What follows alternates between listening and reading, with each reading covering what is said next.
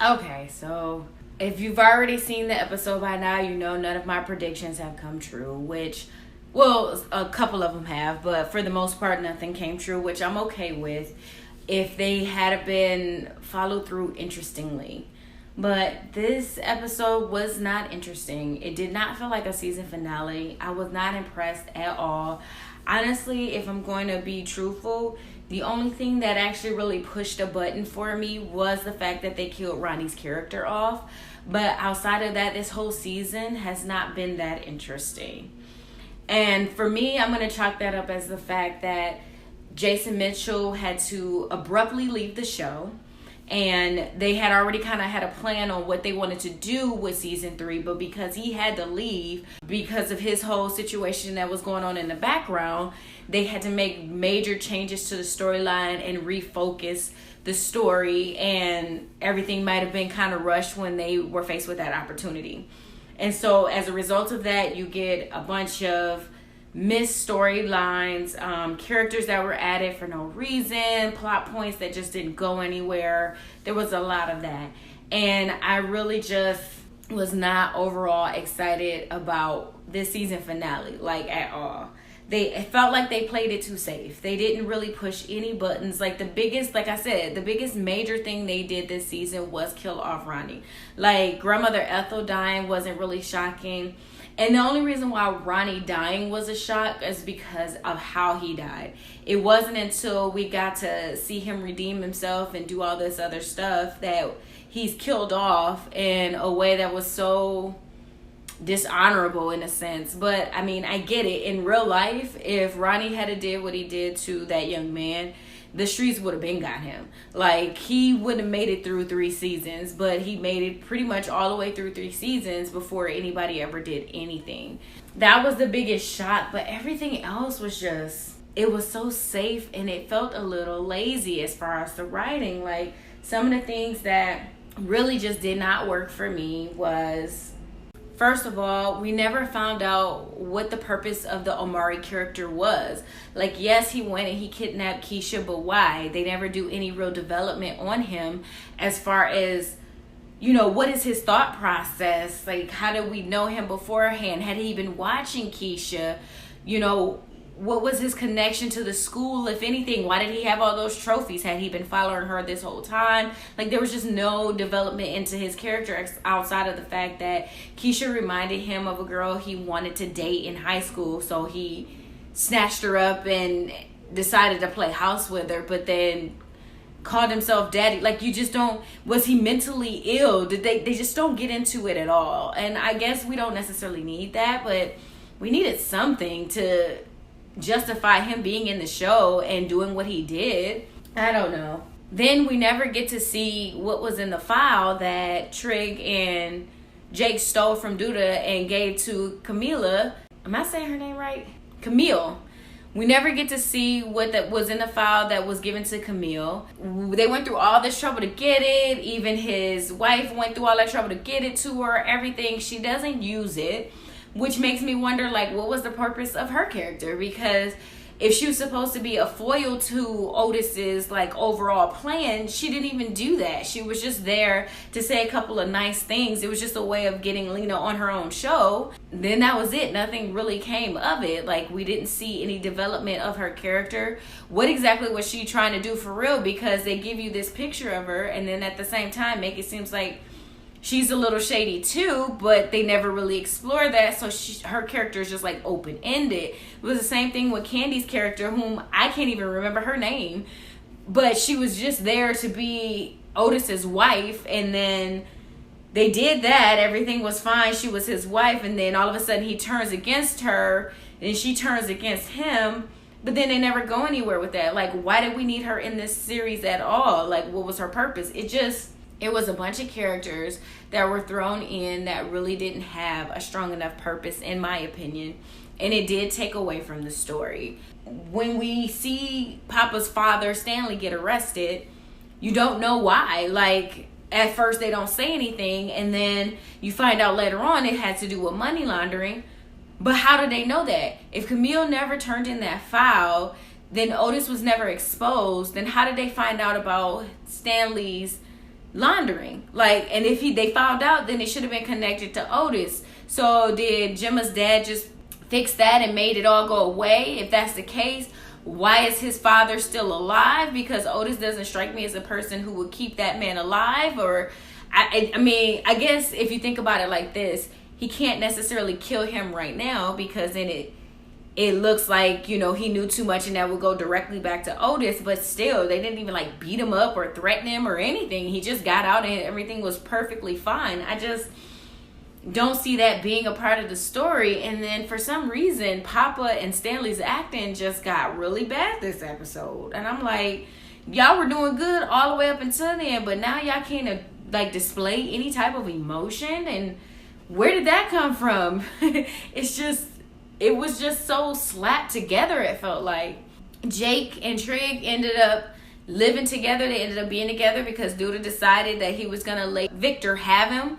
That's all fine and dandy, but then he does it with the intent that I'm going to be able to use both of them for what I need them for later down the line. Okay, but why? Where did we go? How did we get to that point? When did he decide that? And then when he does go and he confronts Victor and he's just like, okay, well, I want you to run the streets for me. I want you to do that. And I'm going to teach you how to lead and I'm going to teach you how to do that. And then he tells him there's a new sheriff in town. It's like, so what? So, and then for Victor to just go along with it. I thought the whole plan was to get Jake and leave. So why were they even still there and still talking about keeping Jake at the same school? Because the whole point was for them to leave. So now they're still there. And Victor is now going to be working for the guy that killed their brother, Reg. And I'm sorry, but I'm happy Reg didn't show up. That's not to say that he might not pop up in season 4, but I was not looking forward to seeing him come up because there was no purpose for him to come up. It's like, okay, the whole reason why Victor came back was because Reg had been killed so he could get custody of his brother. But if Reg has been alive this whole time, then where has he been? What's been going on? Is he in a coma? Why do we have both brothers in the same picture now? Did Duda know? Did Victor know? I mean, it's just, there was no reason for him to come back. Then you got Emmett and Tiff. Now, I did say this, and this turned out to be true. Dominique was not going to be in this episode because there was no reason for her to be in this episode. She wasn't going to try to break up their wedding because she's still telling herself that Emmett doesn't matter to her. So, seeing her like in the episode wouldn't have done much of anything, and I'm kind of glad they just kept her out. But then the fact that they got married, like they actually went through with the marriage. And I know why they did it. Because next season we can sit there and watch them have like all these bumps in the road and continue to see Emmett cheat and then him get caught up while he's still married and all of that. But we've been watching that already. Like this whole season was about their relationship not being good and it being rocky. So now we're just going to extend that out a little further. It's kind of annoying. I was hoping that they would go into a different direction with his storyline, where he would suffer some consequences for the crap he's done. But no, they just went ahead and let him have everything. So we can see it fall apart in season 4, which, whatever.